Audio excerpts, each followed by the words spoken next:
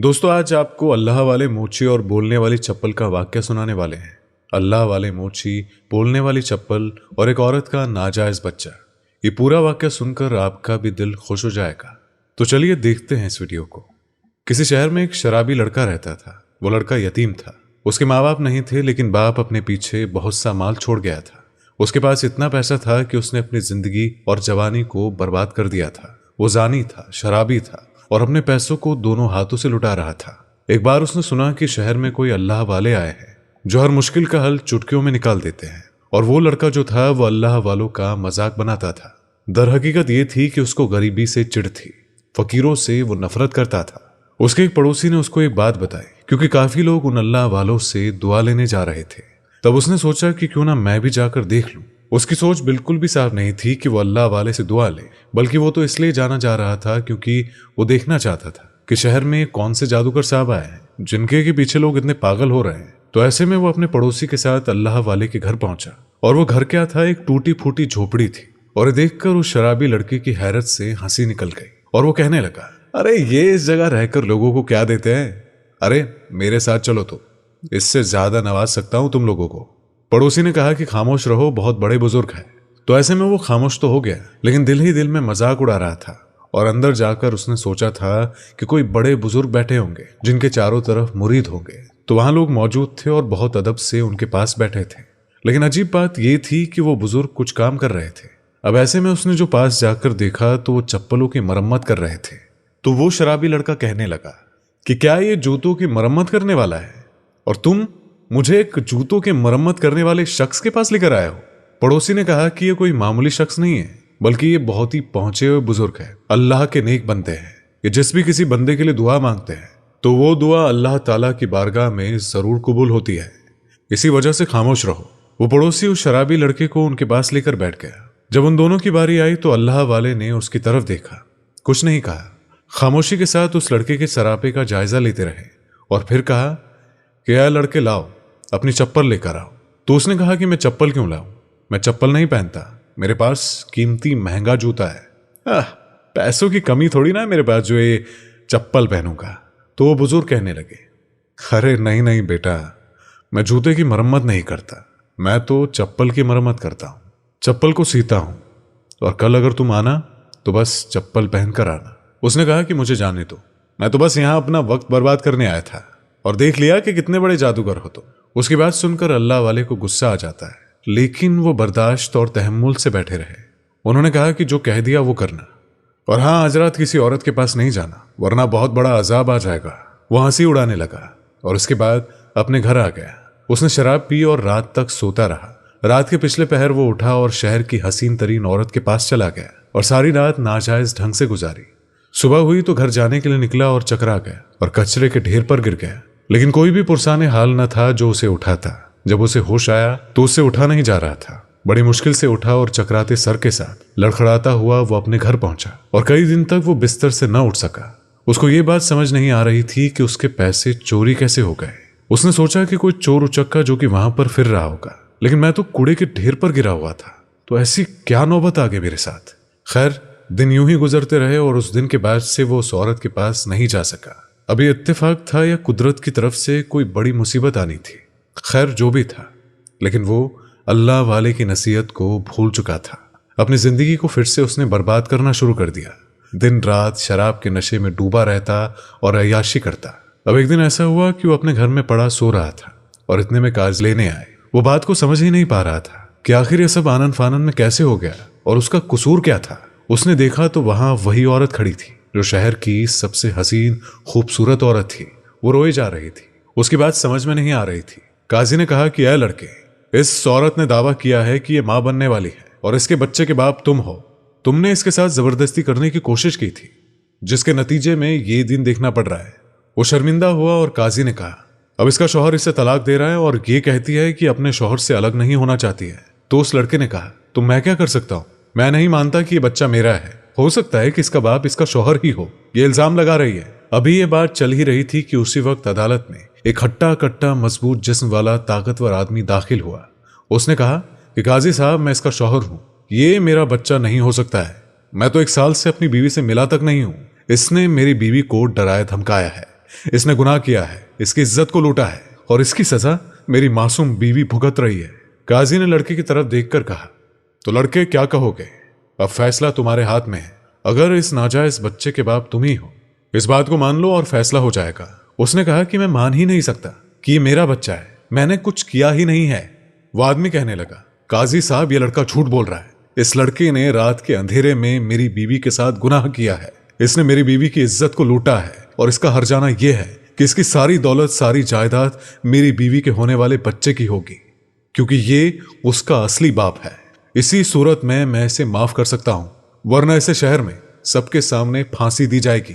तो अब वो लड़का बुरी तरह से फंस गया था, क्योंकि उसने जिना किया था। अब ये बात तो सच थी, लेकिन ये बच्चा उसका था या नहीं, इसके बारे में वो कुछ नहीं कह सकता था। एक तरफ खाई थी तो दूसरी तरफ कुआं था। अब वो शराबी लड़का दिल ही दिल में सोचने लगा कि अगर मैं सारी दौलत, सारी जायदाद इस बच्चे के नाम भी कर देता तो भी मैं बर्बाद हूं, और अगर दौलत जायदाद नहीं देता तो मुझे फांसी हो जाएगी। तो फिर भी वो दौलत मेरे किस काम आएगी? वो सारी दौलत इसी बच्चे को मिलेगी। तो जिस पर वो अकड़ कर चल रहा था, जिस दौलत पर वो इतना घमंड कर रहा था कि क्या करूं, किस तरह अल्लाह वाले से मिलूं, अब उसको कोई रास्ता दिखाई नहीं दे रहा था सिवाय इसके कि वो उन चप्पल वाले बाबा के पास जाए, उन अल्लाह वाले से मिले। वही उसकी मदद कर सकते थे। उसने कहा कि काजी साहब, मुझे एक दिन की मोहलत दे दो। तो ऐसे में उस औरत का शौहर तो किसी भी सूरत में नहीं मान रहा था, लेकिन काजी साहब ने कहा कि इंसाफ का तकाजा यह है कि तुम अपने लिए किसी गवाह को पेश कर सकते हो। इसी वजह से लड़के, मैं तुम्हें एक दिन की मोहलत देता हूं। जाओ, अपनी सफाई के लिए जो भी पेश करना चाहते हो उसे पेश करो। तो काजी साहब की अदालत से वो छूटा और सीधा ही अल्लाह वाले के दरबार में पहुंचा। और इस बार उसने जूते नहीं बल्कि आम सी चप्पल पहनी हुई थी। वो अल्लाह वाले के पास आया, लेकिन वहां पर वो मौजूद ही नहीं थे। उसने यहां वहां देखा तो एक मुरीद पास से गुजर रहा था। उसने कहा, क्या भाई, वो अल्लाह वाले कहाँ हैं? तो उसने बताया कि वो तो जंगल में गए हैं, वहीं पर वो अल्लाह वाले इबादत कर रहे हैं। भाई, वो सख्त इबादत करते हैं और एक महीना यहाँ शहर में रहते हैं। उसने कहा कि मुझे बताओ कि वो कहाँ है, वो जंगल कहाँ है। तो वो आदमी कहने लगा, हमें नहीं पता कि वो जंगल कहाँ है, वो तो अल्लाह वाले हैं, कभी यहाँ तो कभी वहां होते हैं। वो लड़का रोने लगा। उसने कहा, मैंने ही अल्लाह वाले की शान में गुस्ताखी की थी, उनका मजाक उड़ाया था और उनको जाने अनजाने में क्या क्या कहा। इसके बावजूद भी वो मुझे बर्दाश्त करते रहे। अब मुझे उनकी जरूरत पेश आई है तो मैं कैसे उनके पास जाऊं? एक दिन और एक रात थी उसके पास। अब वो क्या करता? उन्हीं की झोपड़ी के बाहर वो बैठा रहा, किसी साहिल फकीर की तरह। इंसान कितना मजबूर और लाचार है। एक तरफ तो वो अपनी दौलत और अपने पैसों पर अय्याशी करता है, अकड़कर चलता है, लेकिन एक वक्त ऐसा भी आता है कि वो खुद साहिल और फकीर बन जाता है। तो वो भी अल्लाह वाले की झोपड़ी के बाहर बैठ गया, बिल्कुल ऐसे कि जैसे कोई फकीर हो, भिखारी हो। वो दिल ही दिल में अल्लाह वाले को याद करता रहा कि अल्लाह वाले, मुझे माफ कर दे, आप अल्लाह के नेक बंदे हैं। मैंने आपकी शान में गुस्ताखी की है, बेअदबी की है। मैं शराब को हाथ नहीं लगाऊंगा, मैं तौबा कर लूंगा और आपका मुरीद बन जाऊंगा। बस एक बार मुझे बचा ले, मेरी मदद को आ जाए। रोते रोते उसकी आंख लग गई। उसने ख्वाब में देखा कि वो अल्लाह वाले तशरीफ लाए हैं और कह रहे हैं कि बरखुरदार, उस दिन कहा था ना कि किसी औरत के पास मत जाना, मना किया था ना कि जिना मत करना, अब फंस गए ना। तो फिर आपने कहा, अच्छा अपनी चप्पल दिखाओ। उसने फौरन अल्लाह वाले के सामने जमीन पर चप्पल रख दी। उस चप्पल को देखकर अल्लाह वाले ने कहा, ओह, तो ये बात है। हजरत बोले, बेटा, सच उगलवाने का तरीका बस एक ही है। उस औरत से बस ये कहना कि कैसे मान लूं कि ये बच्चा मेरा है, उसके बाद देखना फिर क्या होता है। और अपनी इस चप्पल को यहीं पर मरम्मत के लिए छोड़कर जाओ। उसके बाद फिर वो नींद से जागा। ख्वाब में अल्लाह वाले उसकी रहनुमाई कर रहे थे। उसने सच्ची तौबा कर ली थी और नंगे पैर अपने घर आकर पाक साफ हुआ, गुस्ल किया और पाक साफ कपड़े पहने। नमाज़े तहज्जुद पढ़ने से उसके दिल को सुकून मिला और फिर अल्लाह ताला के हुजूर सजदे में चला गया और दुआ की, या अल्लाह, अल्लाह वाले की वजह से मैंने ये हराम काम छोड़ दिया है, शराब छोड़ दी है, आइंदा कभी जिना नहीं करूंगा, तू मेरी मदद फरमा। तो दूसरे दिन फजर की नमाज पढ़कर वो काजी की अदालत में पहुंचा। आज शहर के सभी लोग उस पर हंस रहे थे, जो कि कल तक सब पर हंसता था और गरीब कहकर उन्हें ताने मारता था। आज उसके पैरों में कोई जूते नहीं थे और न ही कोई चप्पल थी, क्योंकि अल्लाह वाले का खास हुक्म था कि वो नंगे पैर अदालत पहुंचे। और वो औरत भी वहीं खड़ी थी अपने शौहर के साथ। उस लड़के को महसूस हुआ कि अल्लाह वाले रूहानी तौर पर उसके साथ खड़े हैं। उसके अंदर एतमाद आया। काजी ने कहा, तो हाँ लड़के, क्या सोचा तुमने? उसने कहा कि काजी साहब, इस औरत से कहे कि मैं कैसे मान लूं, और क्या सबूत है इसके पास कि इसके पास जो बच्चा है वो मेरा है, वो नाजायज बच्चा मेरा है? पूछिए काजी साहब इससे। काजी ने उस औरत की तरफ देखा और कहा, बता क्या जवाब है तेरे पास? वो औरत क्या बोलती? उसका शौहर कहने लगा, मैं जानता हूं। लड़का बोला कि तुम तो वहां पर मौजूद ही नहीं थे, हो सकता है कि मुझसे पहले इसके साथ कोई और हो। तो इतना सुनकर वो आदमी दहाड़ा, बदतमीज, मेरी बीवी पर गंदे इल्जाम लगाता है। लड़के ने कहा कि मैं सिर्फ सबूत मांग रहा हूं। तो बहस चल ही रही थी कि एक नूरानी शख्सियत दरबार में दाखिल हुए, और वो वही चप्पल की मुरम्मत करने वाले अल्लाह वाले थे। वो जवान खुश हो गया। उन्होंने काजी साहब से कहा कि काजी साहब, इस लड़के की गवाही कोई और नहीं, यानी कोई इंसान नहीं, कोई बोलता जीता जागता इंसान नहीं, बल्कि एक चप्पल देगी। रुक जाइए, मैं आपको दिखाता हूं। उन्होंने फिर थैले से उस लड़के की चप्पल निकाली और कहा, ऐ चप्पल, गवाही दे कि कौन सच है और कौन झूठ है। तो ऐसे में चप्पल हवा में उड़ी और उस औरत के शौहर के सर पर पड़ने लगी। सब हैरान थे कि ये चप्पल उसे क्यों पड़ रही है और उसे क्यों मार रही है। उसके बाद वो चप्पल बोली कि ये औरत इसकी बीवी नहीं है, बल्कि बहन है, और ये हामला नहीं है। ये दोनों भाई बहन इसी तरह बेवकूफ और बिगड़े लड़कों को लूटते हैं और अपनी चाल का शिकार बनाते हैं। और इतना कहकर चप्पल जमीन पर आ गई। अल्लाह वाले ने कहा कि नौजवान, चप्पल पहन लो। अब सब सुनना चाह रहे थे कि जो चप्पल ने कहा क्या वो सच है। एक तो पहले ही सब लोग हैरान और परेशान थे। करामात तो अल्लाह वाले की देख ही ली थी कि चप्पल ने गवाही दे दी थी, लेकिन उसने गवाही सच में दी थी या फिर ये कोई झूठ था या जादूगरी थी। एक बेजान चीज जो कि बोल रही थी, उसी पर सबको ताज्जुब था और पूरी अदालत सन्नाटे में थी। तो अदालत में उस लड़की के रोने की आवाजें आई और उसने कहा, जी हाँ, इस चप्पल ने बिल्कुल सच कहा। ये मेरा भाई है और ये मुझे मजबूर करता है कि मैं अमीर और रईस आदमी को अपने जाल में फंसाऊं, और इस लड़के को भी इसी के कहने पर मैंने झूठ मूठ का इसे बाप बना दिया, क्योंकि मैं मां नहीं बनने वाली हूं। हमारा कोई नाजायज बच्चा है ही नहीं। और हाँ, ये बात सच है कि उस रात ये लड़का मेरे पास आया था और हमने बदकारी की थी। ये लड़का अकेला मुजरिम नहीं है, बल्कि मैं भी बदकार औरत हूं, और इस शहर के हर मर्द के साथ मैं जिनाकारी करती हूं। मैं भी सबके सामने तौबा करती हूं, लेकिन मुझे मेरे इस भाई से निजात दिलाए। अल्लाह वाले, आपने मेरी मदद की है, अब आप और मदद फरमा दीजिए। उसका वो भाई जिसका नाम निहाल था, जो उसका शौहर बना फिरता था, उसने कहा, ये झूठ बोल रही है और ये डर गई है, इसीलिए ऐसा कह रही है।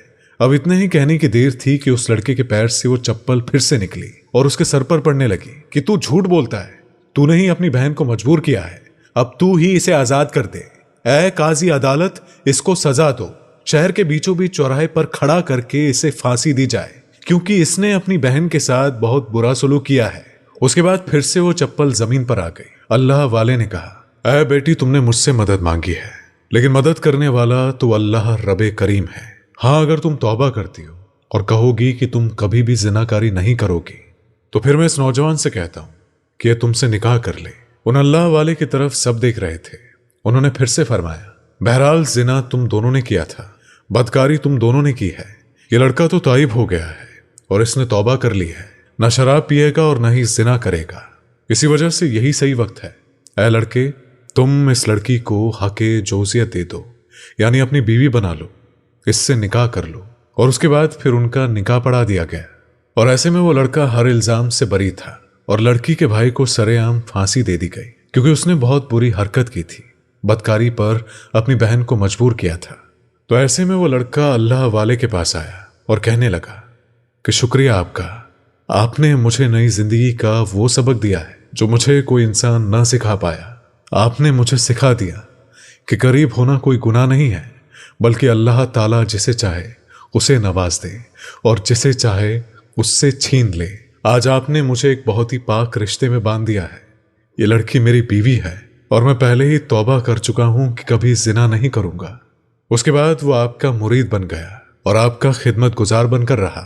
इसी वजह से नाज़रीन, आज की वीडियो में बस इतना ही। मिलेंगे आपसे अगली वीडियो में, तब तक के लिए अल्लाह हाफिज।